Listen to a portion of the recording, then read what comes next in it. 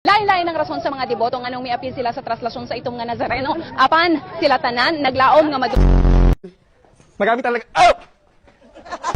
Sinasakyan ng mga magbabarkada, magkakaanak, basa at nga ika nga. Pero yung new normal, hanggang dalawa lang yung pwede. So, at kung mag-isa ka lang, dapat nasa dulo ka at naka-face mask pa rin. Pero nga, ito na po. Pasukin natin itong kanilang baby's room. Dito raw makikita yung ilan nga sa mga drawing ng kanilang baby, maging ang kanilang mga laruan! Mga laruan! Sa kasalukuyan po, ayon sa Pag-asa, wala po silang namomonitor na sama ng loob o sama ng loob.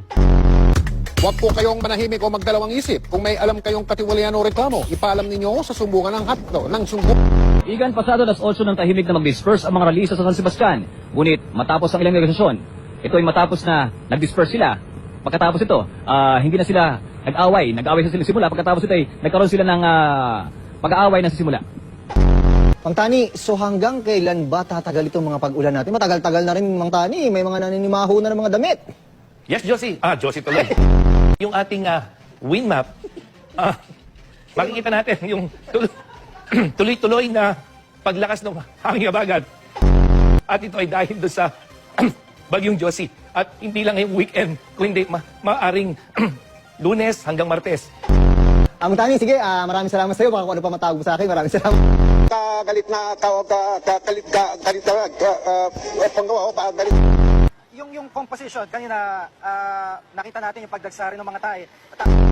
At nakakatuwa nga dito, kahit dito sa nakikita mo sa aking likuran, kahit hindi na nananawa yung mga tauhan ng simbahan dito, hindi sa physical distancing, yung mga tao na mismo ang tumatayo doon sa mga markings na nakalagay sa labas ng simbahan. At makikita natin na kahit nasa labas sila ng tindahan, o nasa labas sila ng simbahan, ay makikita natin na hanggang sa ngayon, natutupad pa rin yung social distancing. At yun na muna ang latest. Bagong isla na nabuo ngayong taon. Kung naalala ninyo, nitong Setyembre, may lumutang din na bagong isla sa Pakistan, dulot ng malakas na lindol na tinawag na Salsala Ko. Walang nakatira sa islang ito sa Pakistan dahil nagbubuga po ito. Pinamantala ng mga kawataan. Siyempre, papahuli ba tayo sa rides?